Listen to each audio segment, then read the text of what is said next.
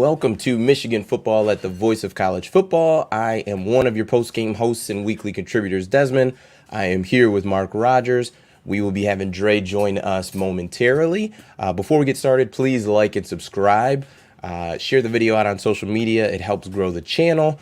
Also, subscribe to Mark's main channel, The Voice of College Football, and also to his Discord, where you can join the not only college football chat, but also NFL chat 24/7, 365. Mark, how we doing today? Doing well, Des. Good to see you. We've got conference championship games this weekend. And unfortunately, the one in the Big Ten, depending on what your focus is on, most people it's on the playoff, doesn't necessarily mean a whole lot. Yeah, it's one of those weird years where, essentially for Michigan, the ticket is punched seemingly. Same with Georgia. It seems that's going to happen.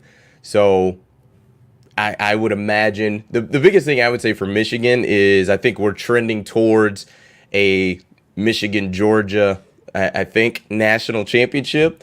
So if you can make that the national championship and then not have a slip up potentially with Purdue and end up at 4, that would be ideal. I don't have any concerns of that happening, but for Michigan, they are right back to where they were last year. It's interesting the path that it took to get here. We're talking a lot about the pass game, just being aggressive, getting downfield, and when Michigan had to have it in that game, JJ came up pretty big. So it was surprising that it looked the way that it did.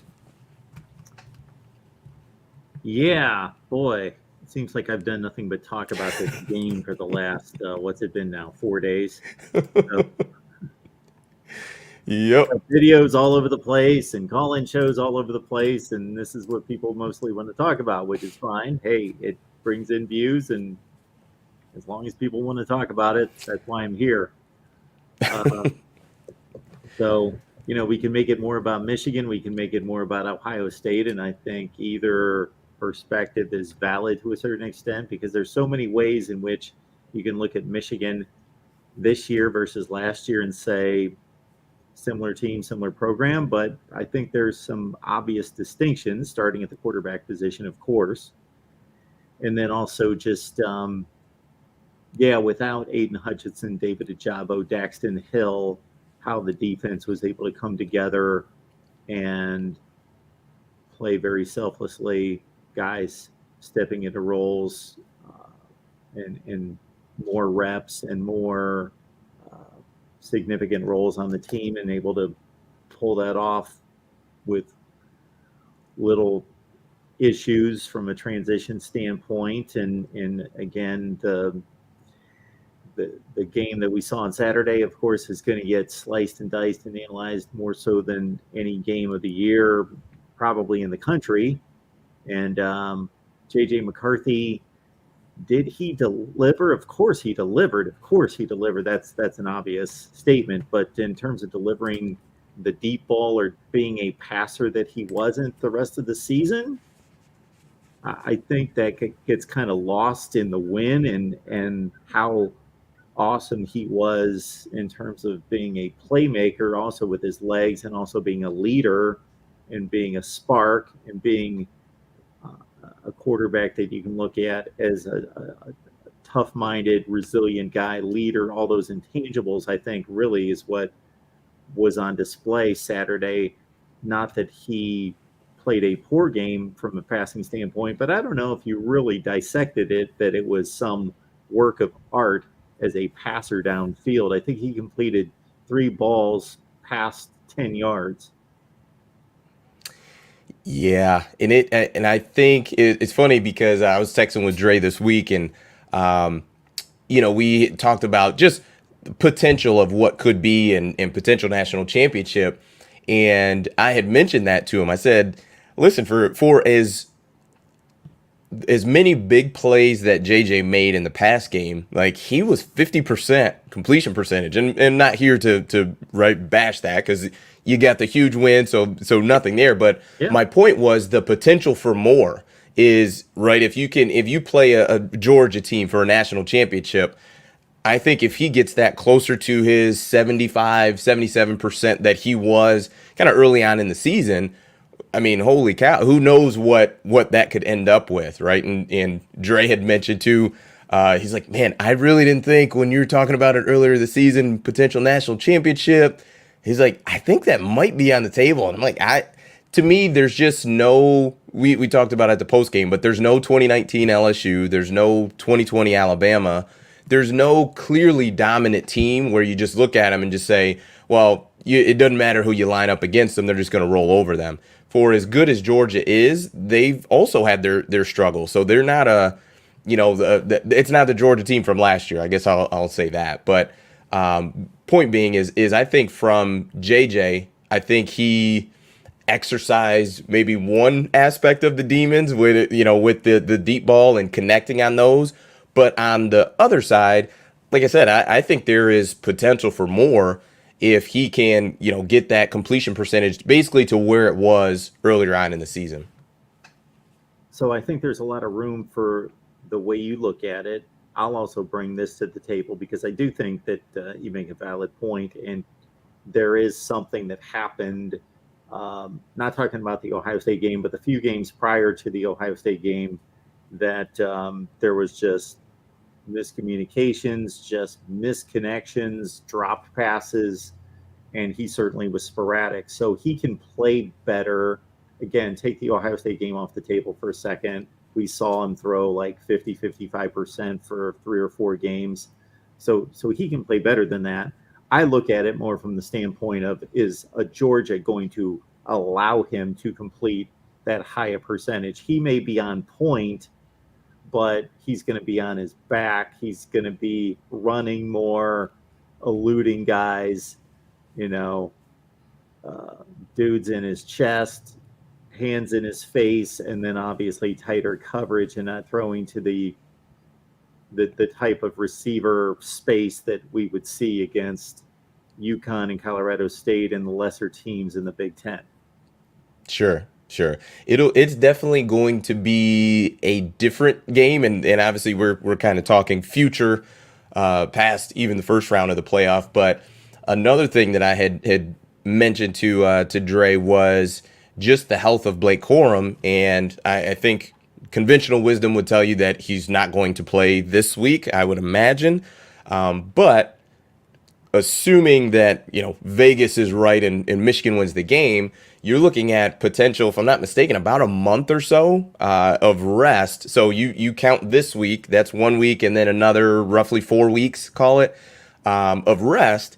I mean, who knows where he could be at that point, right? So I think, and I still haven't gotten a clear of what the injury was. I think knee sprain, I think was the diagnosis.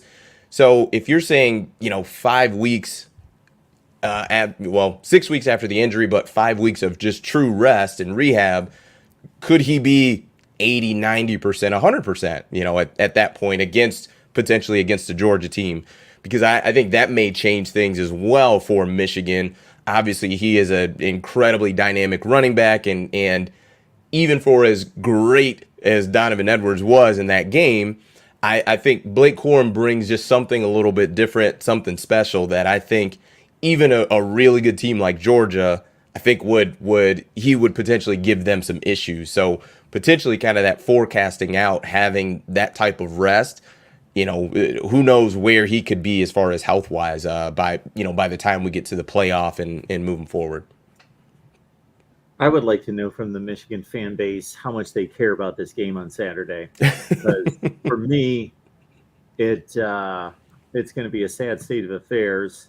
And I already know that there's a section of the fan base out there that's going to reply a certain way. And I get it, because the format of the way this is all mapped out is, if you play as well as Michigan did and Georgia did this season and run through everyone, you're going to secure a playoff spot. If other things fall in your direction in other conferences and you get that pad, that cushion, and so it makes a conference championship game. If the conference championship game is for the purpose of moving a team into the playoffs, which it typically is, it's removed that and made it, do you care about winning the Big Ten championship? Do you care that if you lose on Saturday, you could still go on and win the national championship? That's where we are. Shoot, with college basketball all the time, because of how many teams make it, and nobody even remembers who won the conference championship at the end of the year. But in college football, they pretty much go hand in hand. Well, Georgia was able to accomplish that. Alabama was able to accomplish that in 2017 and in 2011. So it's becoming more frequent. And then once we get to a 12-team playoff, I would think even more frequent. So we'll ask Michigan fans, and I'll post this on the community pages. We typically post polls in there to see people's interest and the amount of importance that they place. And I'm going to guess, Des, that it's going to be, not that we can run the demographics, but it's going to be tied to how old, the age of the respondent. Okay. Because I got to think, if you're 25, no, I don't care, win the national championship. If you're 55, it's the Big Ten championship. What do you mean? Why wouldn't you want to win that? Yeah. Yes. Yeah.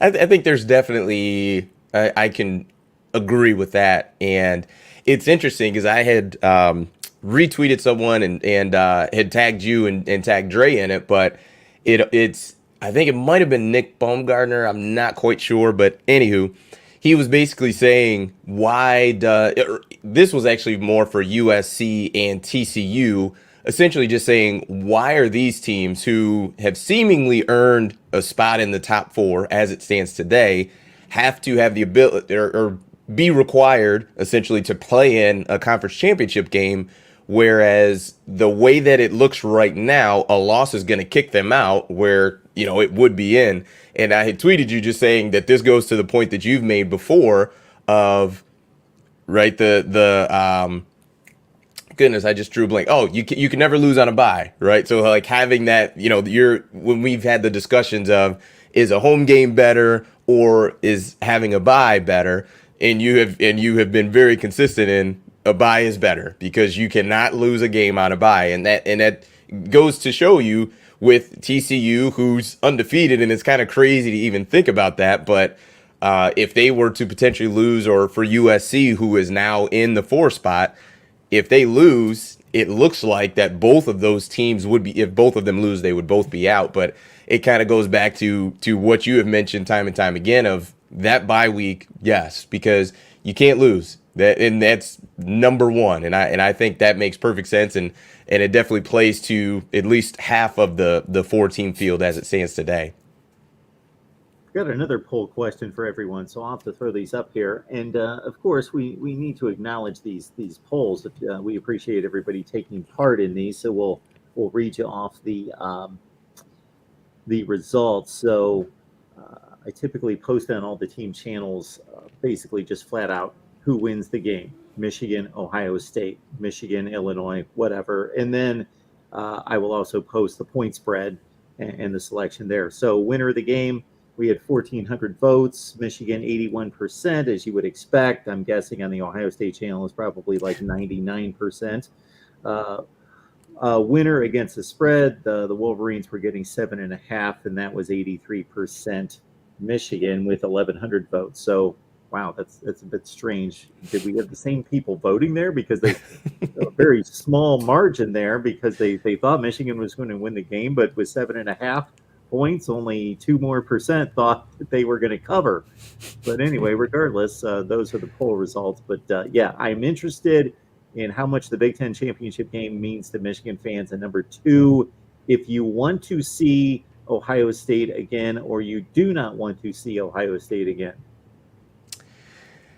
I would imagine I'm going to just speak for myself. Obviously, not the Michigan fan base. We can let them do that, but just the odds of beating a team 2 times in a season, I would think you don't want to see that. Just literally just because of that. Like, forget about who the team is.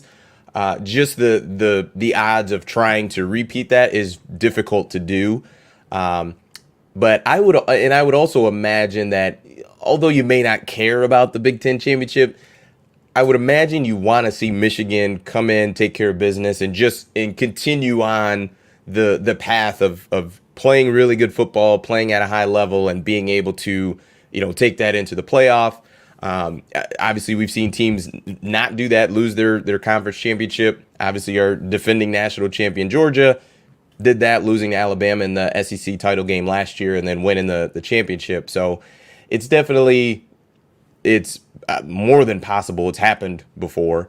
But I would imagine you'd like to see the team kind of firing on all cylinders, rolling through Purdue and also going into the playoff. But I will let our viewers and subscribers speak for themselves. So, And in no way am I asking, do you want to lose the Big Ten championship? That's not what I'm asking. Obviously, if you're a Michigan fan, you want to win every game and win it by 50 and all that. So regardless of what it means, you want to just win the game and have a 0 next to your loss column at the end of the year. But you just want to win in that. But how is it as important as it once was? Is it as important as if you were 10-2 right now, a la Clemson, North Carolina, and some other teams in the country playing in a conference championship where, okay, we may not like where we are in terms of we're not getting to the playoff, but the season is what it is. Let's go make this meaningful and be the conference champion. yep, absolutely, absolutely. So there's been a lot of news on the good old Twitter, social media about the transfer portal. It is just, I mean, from the last time I looked at it, it's been probably an hour. I mean, the amount of guys that are in the transfer portal and planning on going there as well is vast. But one of the top guys that I've seen kind of pundits and things like that talking about is actually Cade McNamara. He announced that he was going in the transfer portal. I do want to comment that he got a lot of love and support from all his teammates. Like it was a lot, which is good. But yeah, I mean, quarterback QB2 is headed to the transfer portal. It'll be interesting to see where he goes, but I actually thought a lot of people that I saw talking about it with that you would think would be very knowledgeable of a Cade McNamara did not give him nearly enough credit of the type of quarterback that he is. I mean, I saw someone put that he should go to Charlotte, like, and not Charlotte, Carolina, the school Charlotte. And I'm like, I'm like, wait a minute. Like, let's pump the brakes. I'm like, and I actually tweeted, I'm like, listen, he's not the flashiest of quarterbacks. I'm like, but he is by no way an FCS quarterback. I'm like, he is a Big Ten starting quarterback. He won a Big Ten championship with Michigan last year. I was floored to see that. But nonetheless, I think Cade could go to, I mean, I've seen Antoine just mentioned it, Iowa. I even had mentioned, I think to one of my friends, potentially Florida. I think Anthony Richardson maybe, moving on and going somewhere else. But just, it was wild to me that someone had said that would just be a perfect fit. I'm like, wait, Charlotte? I thought that was odd. But nonetheless, what are your thoughts on Cade going to going to the transfer portal? And it sounds like he's gotten a decent amount of attention with the transfer portal. So I think a few things fool people. Number one, Michigan was a run-oriented team last year. They're a run-oriented team this year. And if J.J. McCarthy didn't have 5-star next to his name and didn't have the obvious skills for anybody who has eyesight and watches football, that after a certain period of time was like, even if he didn't have the 5-star next to his name, would be like, okay, this guy has more talent than Cade McNamara. But I think a lot of people see that because they know he's a 5-star. They can't make the separation between Cade McNamara's level of play and J.J. McCarthy's. They just know J.J. McCarthy's the 5-star, so he should be playing, just like when J.T. Daniels and Stetson Bennett were battling at Georgia. I think a lot of people were just like, well, J.T. Daniels should play. He's the 5-star, and they weren't really watching. So Cade McNamara, he was a I'm looking at his recruiting rankings right now. He wasn't the type guy that gained all this recognition and attention when he signed at Michigan. He wasn't that high, but he was a solid 4-star. He was a top 300 player in the nation. But if you look at his stats against JJ McCarthy's, they're fairly similar. Again, I'm not comparing the skill set by any stretch, and I, along with Des, we're talking about JJ McCarthy should be the starter in August. Mm-hmm. But Cade McNamara, if you run down teams in the Big Ten, yes, our buddy Corey is beating the drum right now over on his Iowa channel about Cade McNamara. He would be such an upgrade for a team that wasn't that good this year overall, 7-5, but that won the West last year and went to a decent bowl game, was a top 25 team, and he would just walk on campus and be the starter. Yes. There. I guess one would hope. With Brian Ferentz, I guess. Yeah, that's the wild card in terms of evaluation. But yes, he should be the starter. Yep. Hands down. Graham Mertz is a former 5-star, but in terms of their level of play, it's been proven now for 3 years Graham Mertz is not a good quarterback. He's the starting quarterback at Wisconsin. He's the starting quarterback at Minnesota. He's the starting quarterback at Illinois, I believe. He's the starting quarterback at Northwestern. Rutgers.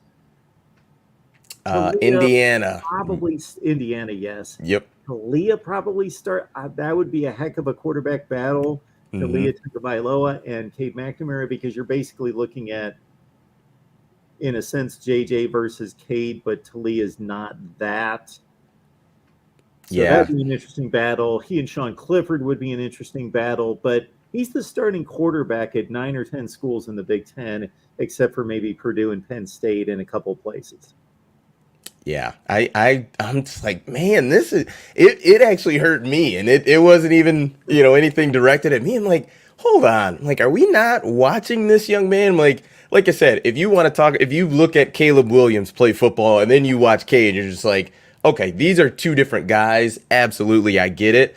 But at the same time, when you talk about just playing the quarterback position on time and on schedule, Cade McNamara is that. So I do see some people talking about Cade to Notre Dame. I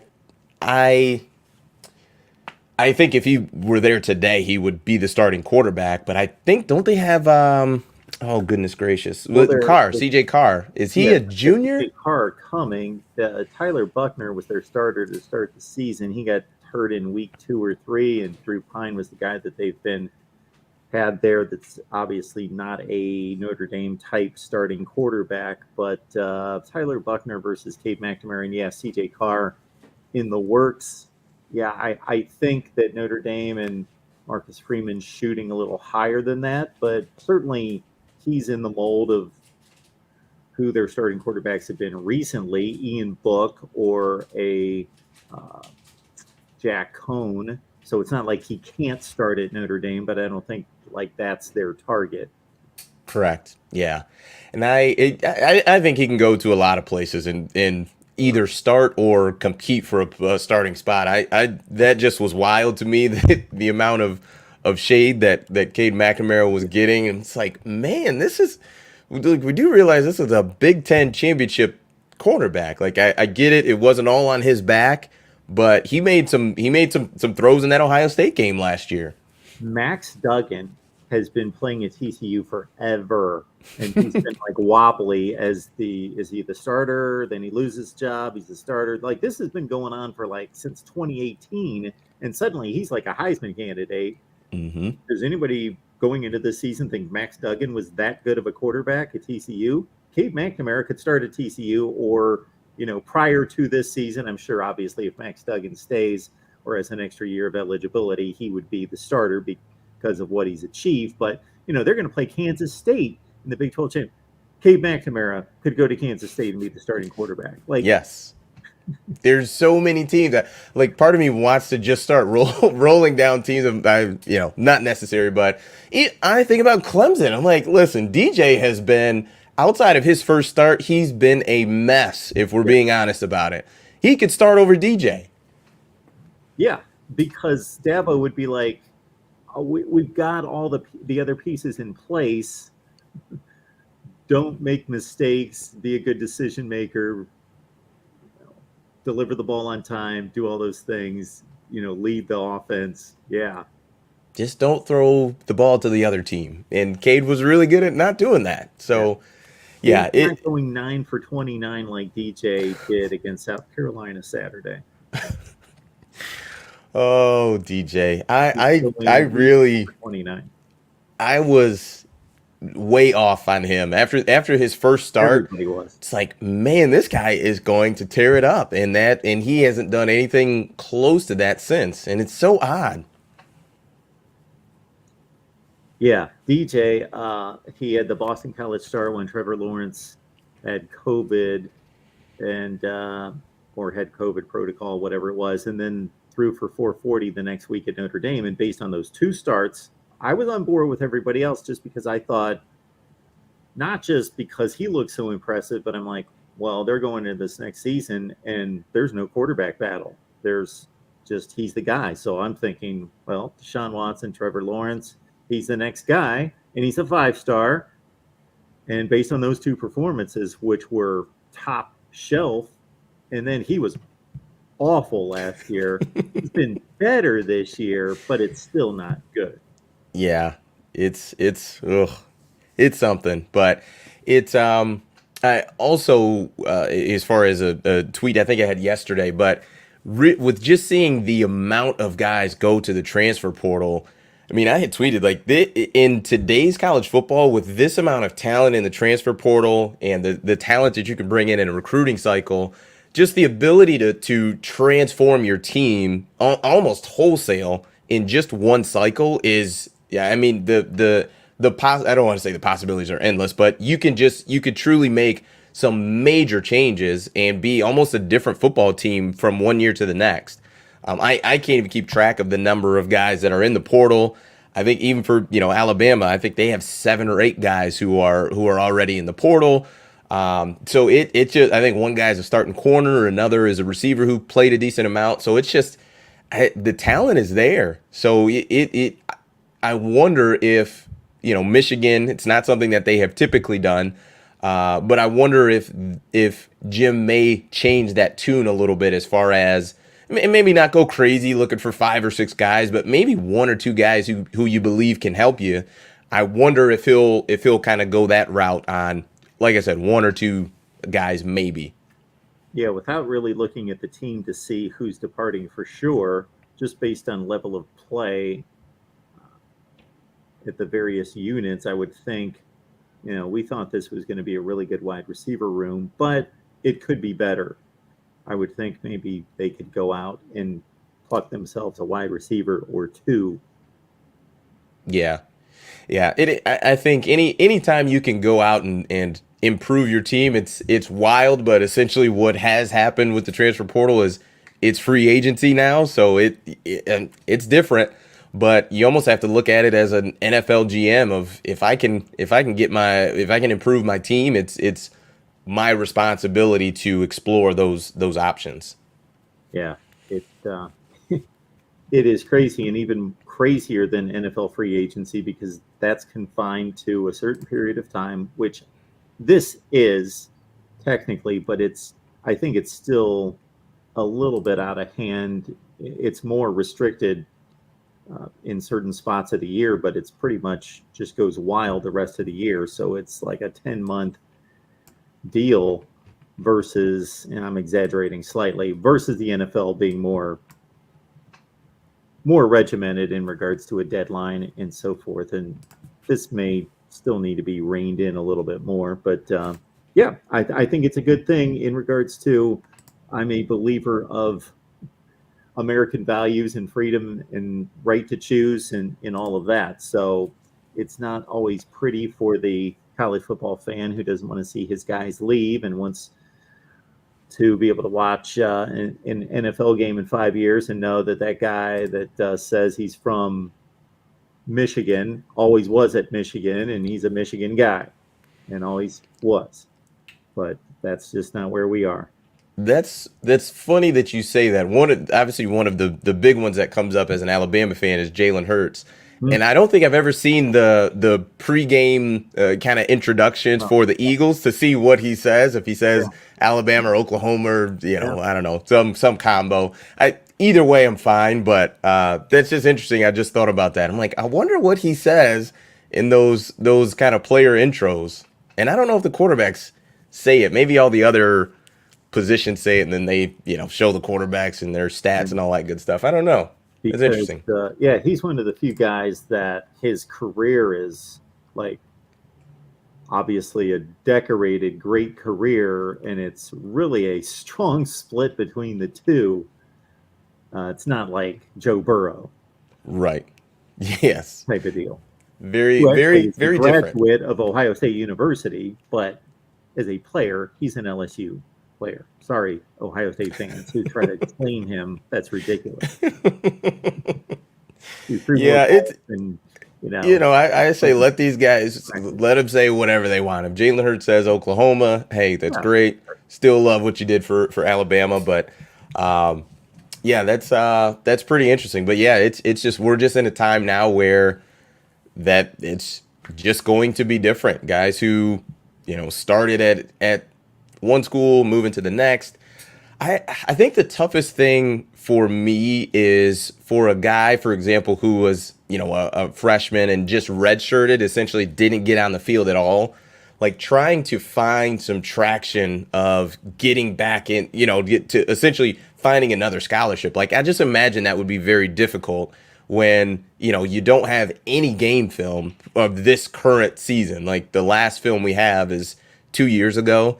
I'm sure that'd be fine for some teams where they say, "Oh man, we were recruiting this guy pretty heavy.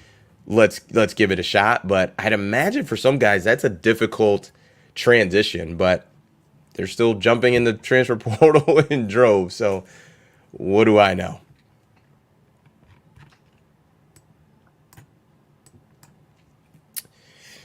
Well, so yeah, I mean, I think Dre's going to be joining us here pretty soon. Obviously, I'm sure you've talked about the game ad nauseum. If there were one thing that you would look at with just let's talk OSU for a minute. What is one thing you think was kind of the big reason if you had to just keep it Ohio State and then we could kind of move it to Michigan of the loss or performance or whatever the case may be? wow. Uh, I thought that Ohio State was the better team in the first half. They obviously didn't cash in when they should have, and Michigan made two plays. Like if you chart every play in the first half, Ohio State wins 90% of them, but they sold out and they got burned twice.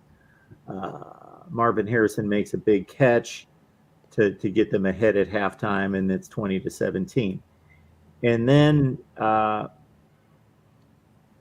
Michigan was obviously the better team in the second half, but it was still a one-score game with like 7 minutes left, something like that. From the Ohio State perspective, they went all in on a defensive scheme that didn't work. It worked most of the time, but because the breakdowns were so huge, it didn't work. Like they held Michigan's run game in check for 2+ quarters, really in check. 1 yard for they had like 10 yards at halftime. All of that. They didn't give up pass plays. Like again, JJ threw the ball past 10 yards 3 times, completed 3 of those. But when you break down that many times, like give up the most like 50-yard plays in the history of Ohio State football, then that's all it's going to take. So I thought Ohio State, I don't have an issue with the way the defense approached the game, but I think that they should have been able to adjust. And I think offensively, I just think that it was an Ohio State performance where they moved the ball between the 20s, and Michigan's defense, bowed up in the red zone. And Ohio State made a few, really botched a few things offensively in terms of Marvin Harrison dropped a couple passes he hadn't dropped all season. They didn't go for it on a 4th down. They tried a fake punt that didn't get communicated correctly on a fourth down that I thought they shouldn't have been trying a fake punt. So I don't know if you remember this sequence. Ohio State commits some stupid penalties. G. Scott has a issue on the sideline where he headbutts a Michigan player. He gets 15 yards. They're at 1st and 35. They battle all the way back to like a 4th and 3. So they've gained 32 yards and they're trotting on the punting unit. And I think it's 24-20, might have been 31-20. I don't remember. And I'm like, what are you people? What's going on here? This team is all about trusting quarterback and wide receiver play, that it's elite. We can convert anything. And it's only 4th and 3 or 4. And meanwhile, they're planning a fake punt. I'm like, and I didn't know that at the time, and I didn't even know it watching it, except for they shot that play from behind the punter, and I knew something was strange. It didn't look right. So anyway, it comes out like half a day later that they were calling for a fake punt that didn't get executed. So they just went ahead and punted.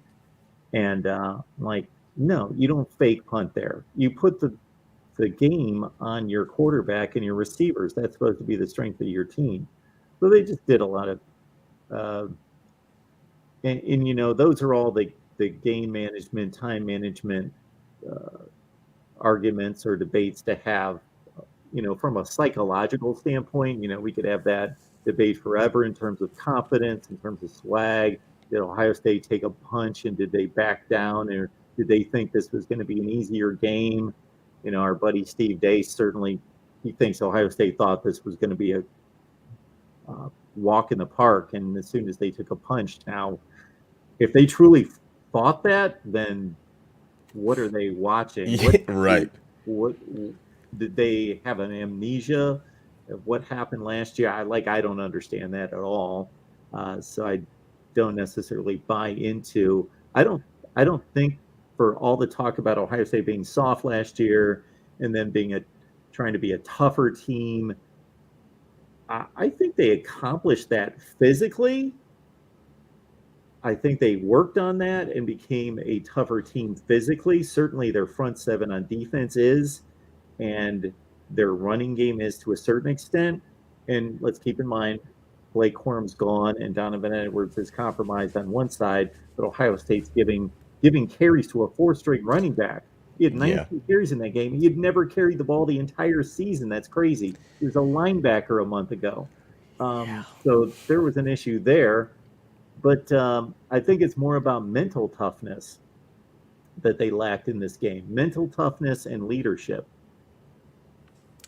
Yeah, I think if I had to point at one thing, to me, number one, offensively and then also defensively, it just a couple people have mentioned it, but just the bomb blitzes and just going all, just absolutely selling out for the run is fine. And even on the Cornelius Johnson touchdown, I mean, they got pressure on JJ, but he was still able to kind of bail out, made a good throw, catch and run. But I find it's interesting because you watch Ohio State. Obviously, you're an Ohio State fan, and last week we talked about this on the channel. Like, what do you think is if you had the potential weak link, and you mentioned it's the back end of the defense, and to just go all out and leave your worst part of your defense in just legitimately a make or break situation that's a lot. That's a lot. Like, and it was continuous. It was, they kept on bringing pressure and things like that, which I can understand it if Blake Corum is in the game, because I think Blake probably gets 25 carries in that game. But he was out of the game early on to where it was like, okay, once he had that last carry, the jump cut, he limped off. It was clear he couldn't go. But at that point, you would imagine that you would almost play a little bit more, head up or whatever your base defense is. And to take that many chances, I'm like, man, it is what it is. Like you said, I think it worked to an extent, but when you give up that many, like, just big plays and home runs it's really difficult to say that you were effective, when you gave up that much. And then on offense, I mean, I know he had 7 catches in the game, but I don't think Ohio State went to Marvin Harrison Jr. enough. I think he is that good. I get it. He did have, I think, 1 or 2 drops, and if I recall correctly, I think I saw last week he had 99 targets on the season with 0 drops.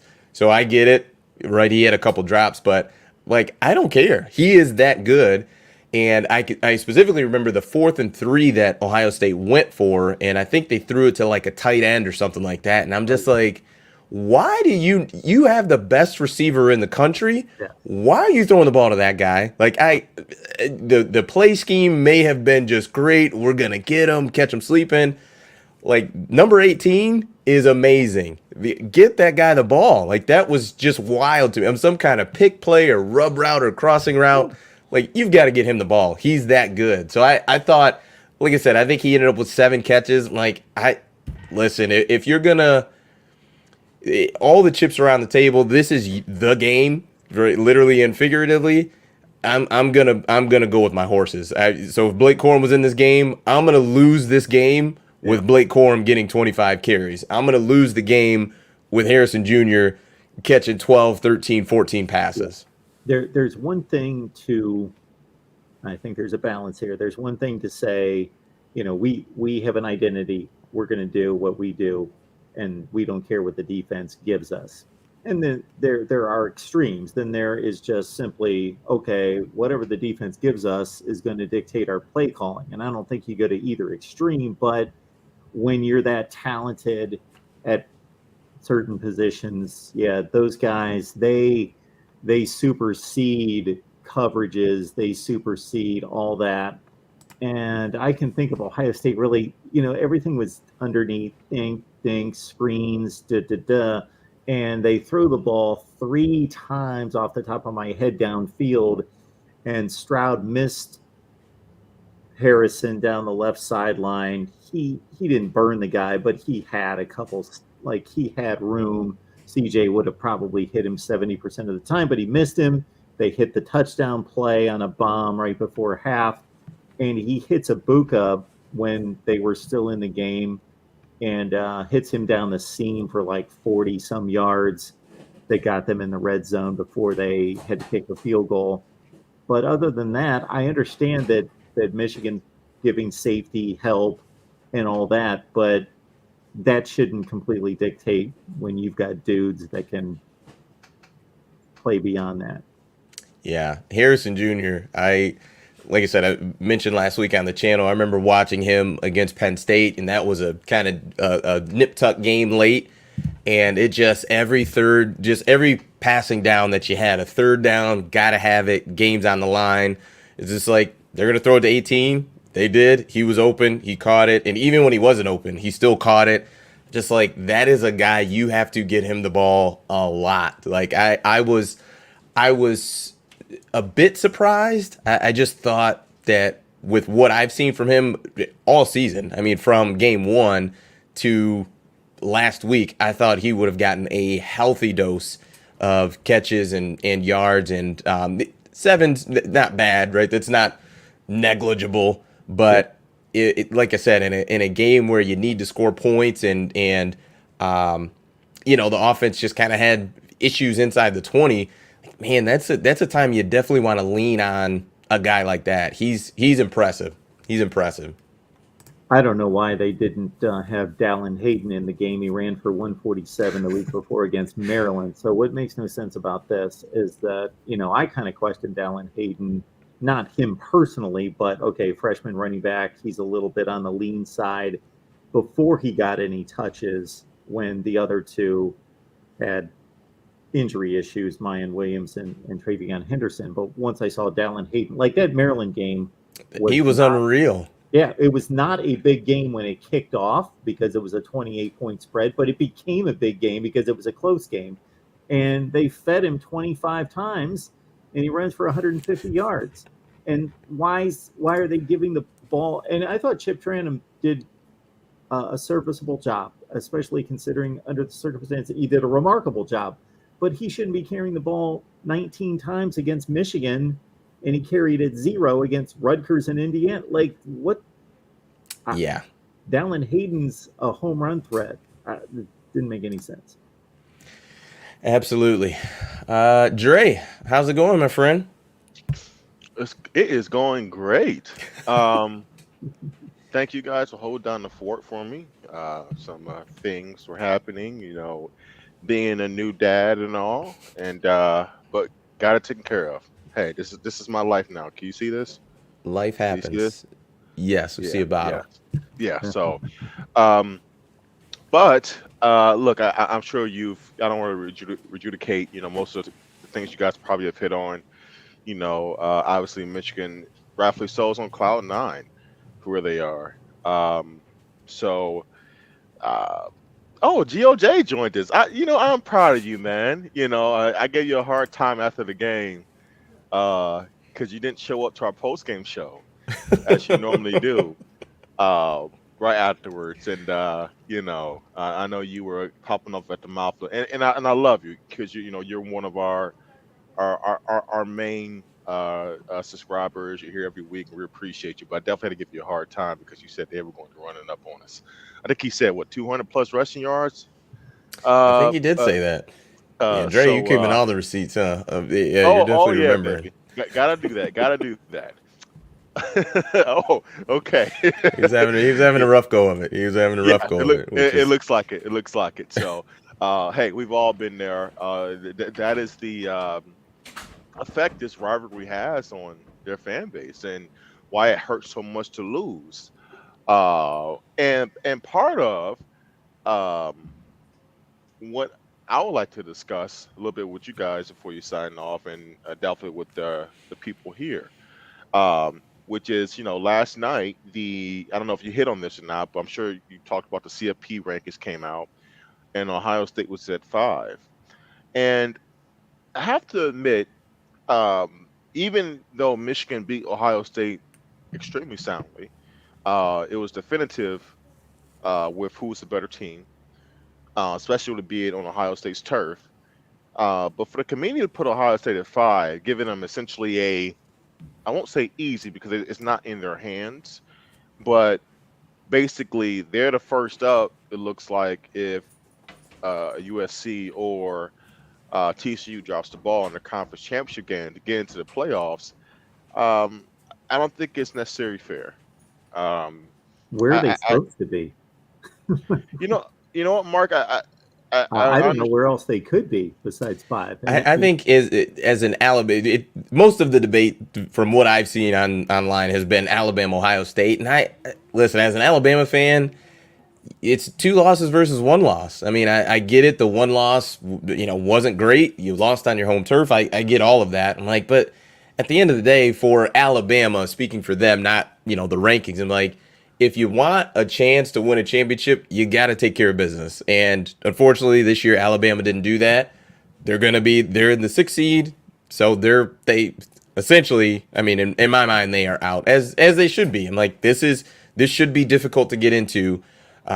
And essentially losing 2 games, I get it. They were close and would have loved to pull one of them out, but it's like at the end of the day, man, like we know what this is. Like 2 losses, and for the most part, you're out. History shows that you're out. So to me, I mean, I get it, Dre, but to me, and also too, you're that's also taking into account potentially that one of the four or potentially two of the four are going to lose. That who knows if that even happens? You know what I mean? right, right, and if that doesn't happen, then this is a non-starter. I mean, the way the top four look, it's going to be what it is. Um, it'll be just a matter of if the seeding is going to stay that way. And I think the most change in seeding could you see? I mean, I don't see Michigan implanting Georgia at number one, even though they have a gripe to. I'm not saying that Georgia should not be number one. I just think that you could definitely make a defensive argument even more this year than last year. And remember, Des, I thought last year Michigan was playing the most consistent football down the stretch. They had a argument they could be number one. I think they have a stronger case this year, but that's neither here or there. That Georgia and Michigan take care of their business. They'll still be 1-2, and it looks like we'll be on a a clash, a potential clash in a national championship game. But I don't know, Mark. Back to the Ohio State thing. It's just like I really don't like the aspect of the potential of these teams playing again. It's just from a rivalry standpoint. It just feels like once you lose this game with the stakes that it had, that there should be some pain with it that goes Yep. beyond just 1 week. You Yeah, know, I um, totally agree with that. yeah. I So agree with and that, but this game yeah, shouldn't be treated like any other. This game shouldn't be treated differently, I should say, than as it pertains to the playoffs than other games. It's just another game that needs to be played. So there shouldn't be like, well, Ohio State, Michigan, the loser of that game can't make the playoff, unlike other I get teams it. in the country, because this game's special. But I totally get what you're saying. It wouldn't feel right, wouldn't be right that they got to play again because this game's Yeah. supposed to be special. But Yes. I'm counting 4 teams in the playoff era that had similar resumes to Ohio State, or maybe not even as good, and they made the playoff. Like this has been precedent. If you're a really good team, especially Ohio State, arguably the most dominant team in the country for the other 11 games, and you lose a game that some people are going to call it a blowout. Some people are going to look a little bit deeper into it and see, okay, it's a 1-score game with 7 minutes left. It's a competitive game. Um, the game that they outplayed them in the first half, played a Yeah. competitive third quarter, got blown out the last 7 minutes. Um, so Y- You I know, just don't even know who you put in that spot. I even tweeted after the Ohio State Michigan game, this team shouldn't be in the college football playoff. However, by default, they will have the best resume of anybody left if the chips fall a certain way. yeah. And look, it's also, and I think you were hitting on this, is that it's also part due to the landscape of college football right now. There's not a lot of legitimate, worthwhile one-loss teams or undefeated teams left that if you were part of the committee that you could say, all right, well, who can we fairly, if you consider resume and also eye test, drop below Ohio State, right? If you're really honest, and you're not going to leapfrog a Clemson team that just fell on their face at home for South Carolina. You're not going to leapfrog what a 3-loss LSU team that just lost. So unfortunately, a lot of the teams that probably could have been in the running, to make that additional jump once Ohio State lost, they also lost, right? Clemson lost, Hmm. LSU lost, Tennessee, you know, they lost Tennessee too. lost, Yeah. and they don't have their. That's also called what it is. They don't have their star quarterback anymore, and that definitely plays a factor, right? So it's kind of like, well, is it really?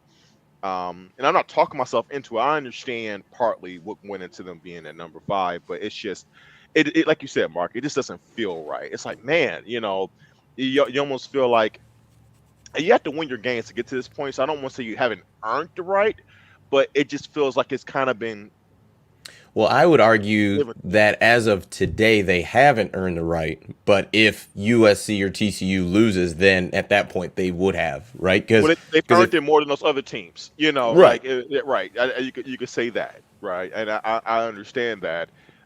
It's just like, man, it should be a little bit more pain. The pain of this game, and I know Mark you understands the want you pain. want the pain to be for Ohio It State. Had should, this gone, right? had this It been should. flipped, you'd be like, Oh, look, well, I see look. why Michigan's 5. I see No, it. I mean, Yeah, I why see it. not? I mean, look at things happen, and there's two situations. One is different because it was pre-playoff. It was in the BCS era, and one was during the playoff era.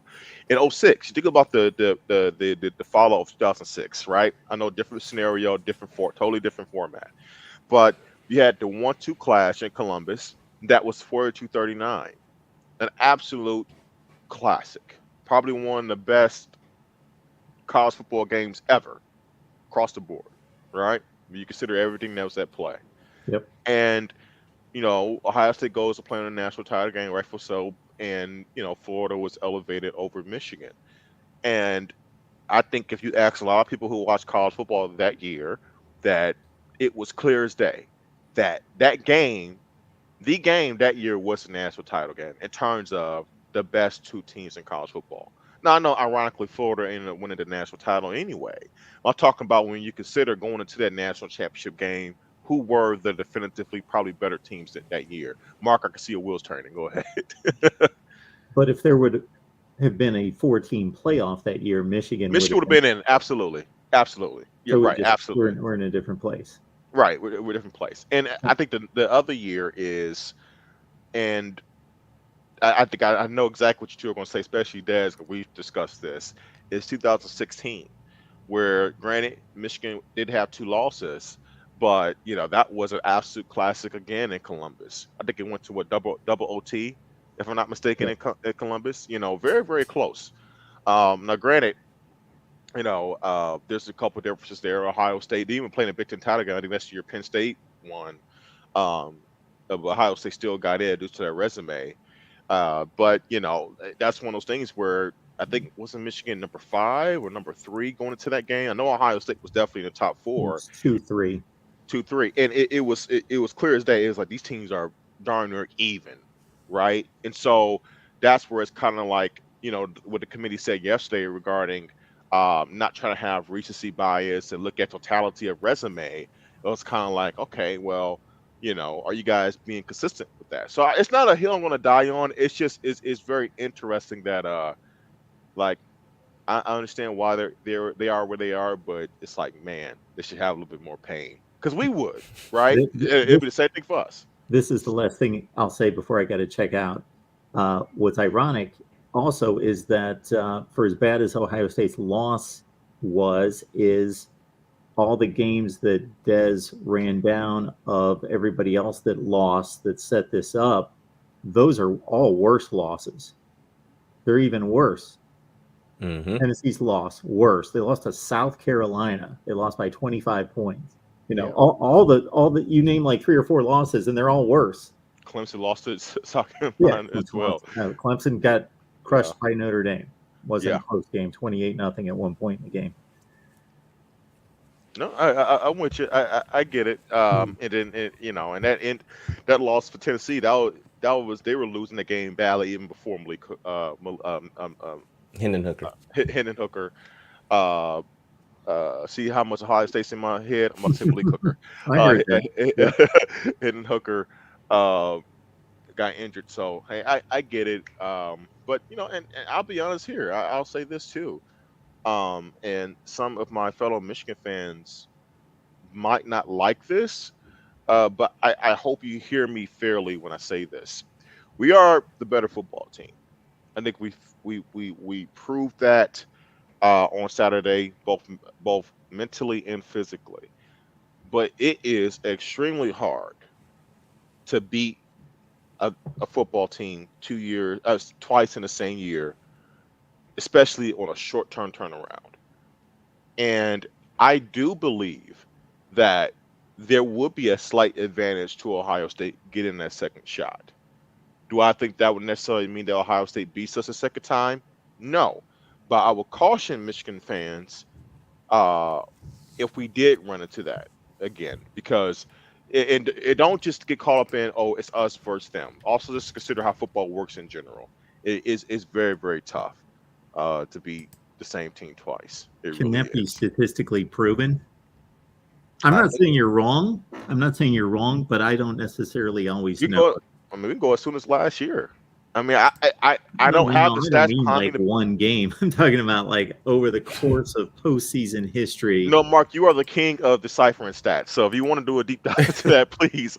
I would too, but if I was, and it's fairly inconclusive. It's like, there's a lot of splits. There's a lot of sweeps. I would imagine it doesn't happen that often. I mean, maybe I'm wrong, but there's a lot of rematches like in conference championship games, and there's some in bowl games. Okay. Obviously, we saw one last year where we saw a split between Bama and Georgia. See, but what I think it's different. Here's where I think it gets tricky. It's because of the timing of it. I feel like when there's like a short turnaround, it's one thing. Let's say you meet up earlier in the season, right? Like, let's say it's a Big Ten, it's a crossover game between Michigan and Wisconsin or something, a crossover, and then somehow they meet again later in the year in a Big Ten title game. I think that's a little bit different. But I feel like when it's like a close turnaround, a matter of 2 to 3 weeks, I feel like that could be very tough to do. So I think that's a factor as well. Potentially, is the quick turnaround before you. Could you think about how much emotionally goes into that game? And even though it happened last year, Georgia and Alabama is not the same juice emotionally that Alabama, Ohio, excuse me, Michigan, Ohio State is. It takes a lot out of you. Even though Michigan won soundly, it takes a lot. The build up to it, the anticipation for that game, the preparation all year for both teams, and then you have this build up crescendo, and then you go at it, right? And sometimes it may be tougher once you get into that boxing match and you win, and you conquer, to have to turn that back on and get back in that mentality and go back at that team. I think sometimes it may not be as easy to do. So I'm not creating a oh no scenario. I'm just saying that I don't think it would. I don't want to see that. I don't want to see Ohio State again this year because I feel like we've earned the right we slayed that dragon. We did our job soundly, and we deserve to move on. They deserve to be in pain. Our guys took care of business. Their guys did not, and that's just it. And you should be at home, which you are this weekend, and you're going to stay at home to go play whatever nice, deservedly so, New Year non-playoff six bowl that you're going to get. But you don't deserve another shot here. You lost. Right? Well, shoot, by the time we get onto our We'll post know. game, We'll partly yeah, know. I mean, 'cause Friday night is the is Pac-12. USC. Yeah. And that's the thing. There, it's like I think that look, Utah's the only team that's beaten USC up to this point. Mm-hmm. USC is one of those teams. Your boy Lincoln Riley, by the way, who I told you was going to do well in USC. I really don't like him. That's another conversation. Look, he has the best quarterback in the country. I think his team is slightly ahead of schedule, so it's very likely that they can lose on Friday. I'm actually betting that they will lose on Friday. And then you know how I feel about TCU. I think TCU are frauds. I don't think they're a legitimate playoff team. I do not. Well, what I would tell you is you should root for TCU Of because if course you I think am. they're frauds, then yeah, it'd be great to play frauds in in round You're one. not kidding. You're not kidding. I'm with that. I want that 2-3 matchup. That's exactly what I want. I'll take USC. I mean, I'll take TCU. I actually rather play TCU than USC. Because anytime you have I think a superstar quarterback like Caleb Williams, um, anything can happen.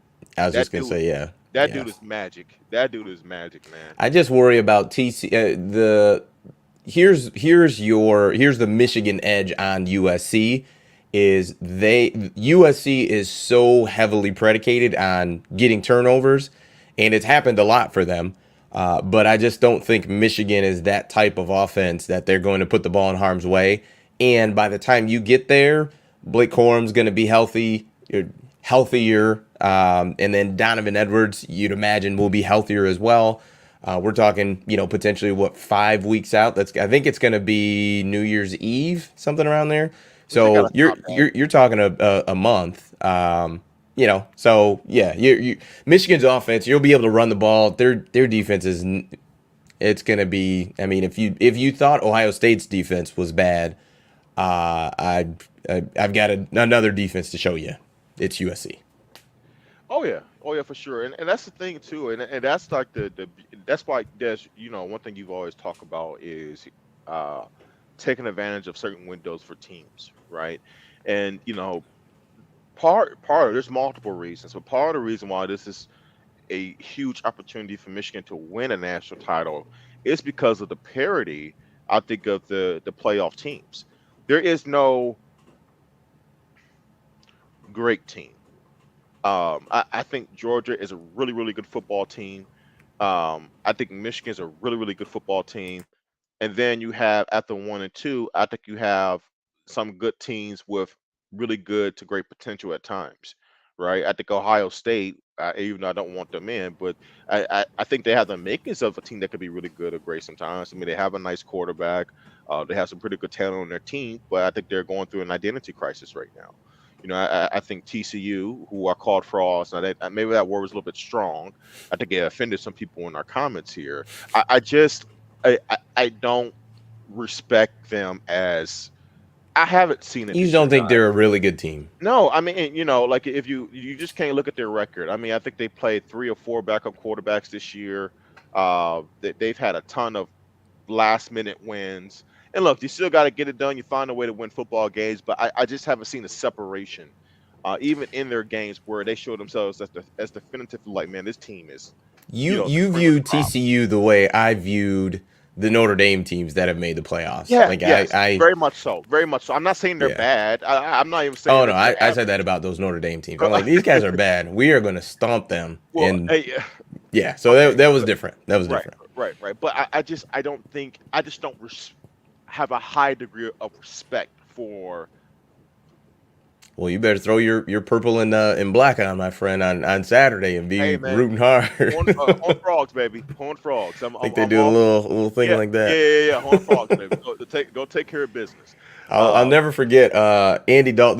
This was when he was still there, but they do like the kind of spotlight on guys, and he was talking to like a reporter. They're like walking on the field, all that junk, and they're like, "What's that little thing you do?" And he goes, "Do the peace sign and then make it mad." And I was like, "Oh, okay." So I'll always remember that for some strange reason.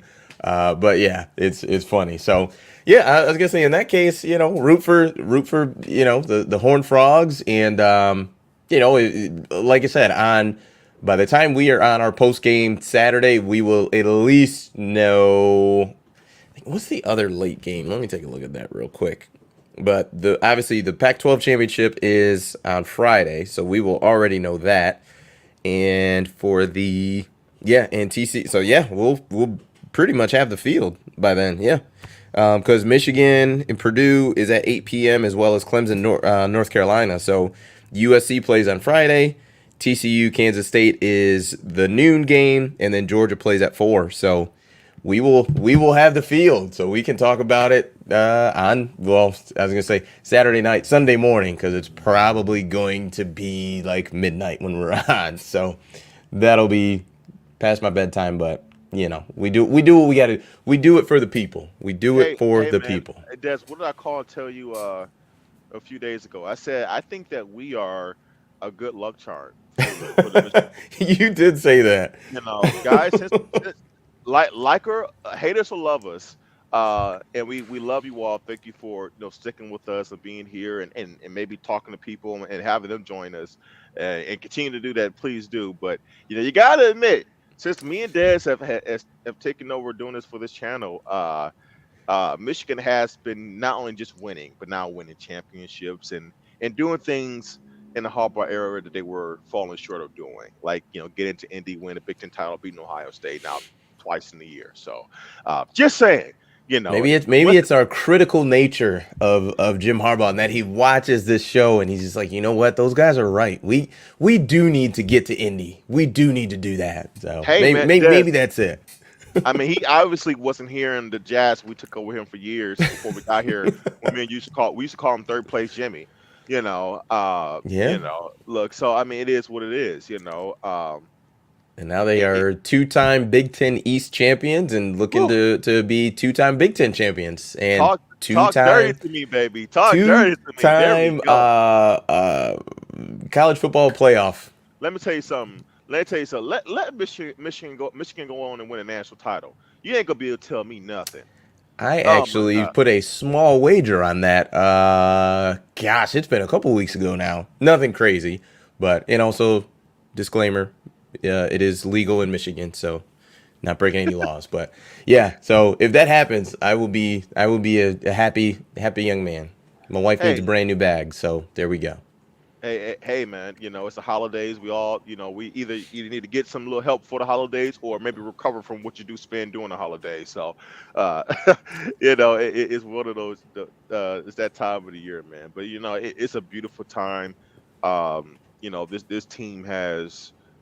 I didn't have much to say when I came over here, guys. I'm glad and thank you, Des, for hold down the fort. You always do, but when I wasn't here at a good time. But um, this has been a beautiful ride. It really has. And this team, what I think is incredible is that you have to give Harbaugh a lot of credit for this because 2 years ago, after 2020, the disaster of 2020, not only just going on in the world, but in particular for Michigan football, they were at a crossing roads. They really were. And I think a lot of the fan base wanted Harbaugh gone. I think Harbaugh potentially wanted to leave too, maybe just for a change of scenery. And he, when he went in and did, he made changes. He made changes offensively, defensively. They changed their philosophy. Um, and his changes have worked beautifully. They really have. And he has turned this program into what people thought it would be when he first arrived. And is that it'll be interesting to find out, was that just a matter of time? Did it just take some time to get it started, or was it something that he had to learn and evolve with? I think probably the answer is in the middle. And for that, he deserves full marks for. Um, to get the program to where it is, where I can say that as of now, in this short sample size of 2 years, the king of the Big Ten is the University of Michigan. The king of the Big Ten. You hear me, Buckeyes? And I know it hurts. It's the University of Michigan. Hey, hey now. We don't taking your lunch. You came into our house and we fed you the stuff you wanted to eat and definitely stuff you didn't want to eat. One was a big fat L. And then we came to your house. You didn't want to invite us in, but we came anyway. And you said, we're not eating what you gave us last year. And we said, open wide. And we gave it to you again. And it feels glorious. It feels so good. Seeing Ohio State fans scramble and look for answers and ponder on their future, the present, just questioning what is life right now and pertaining to Ohio State football. How is this happening? Why is this happening? Why us? I've been there too. It's your time. It's okay to feel the pain. You need to feel more pain. You don't need to be playing in a sea of P. You need to be watching. You need to watch Michigan go out there like you did last year and this time win a playoff game and go out there in a national title. And oh my God, I just want you guys to sit back there. You probably toss your Ohio State gear for the year. Who knows? Until you play in a little Rose Bowl, whatever it is. But you sit back there, you watch the game, and you watch the clock hit to about 5 or 6 seconds. Harbaugh calls a timeout after JJ has led a beautiful drive against a Georgia defense. You see Jake Moody trot out there, hit the game-winning field goal when Michigan is down 24-26. The ball is snapped, and you're praying that it's wide left or wide right. And you see Jake Moody hit a beautiful 47-yarder, and it looks like it's about to hook, but it stays through the uprights. And the refs throw their arms up. The clock hits 000. Harbaugh walks out with his fists in the air, with Gatorade on his back. And then they get to the podium, and you see Harbaugh giving credit to all his players. And he takes that beautiful crystal ball, sponsored by Dr. Pepper, and he says something no matter if we're national champions or whatever it is. You read the screen, the University of Michigan, national champions. Oh, man. Can't tell you how much I look forward to the potential of that. I'm not saying it's going to happen, at least in terms of national championship winning, but that's a reality that Ohio State fans have to deal with. And you just love to see it. You just love to see it. Just saying. That is it for us. We'll ride out on that. Thanks everybody for joining us. We will be here Saturday post game. We'll be kicking off. I'm assuming that this game is going to be out of hand, so we may kick off a little early. So make sure you turn the notification on so that you know when we're going live. So we appreciate it as always. Thank you guys so much. Congrats to Michigan and those players. And we will see y'all on Saturday. That's it for us. Peace. Guys.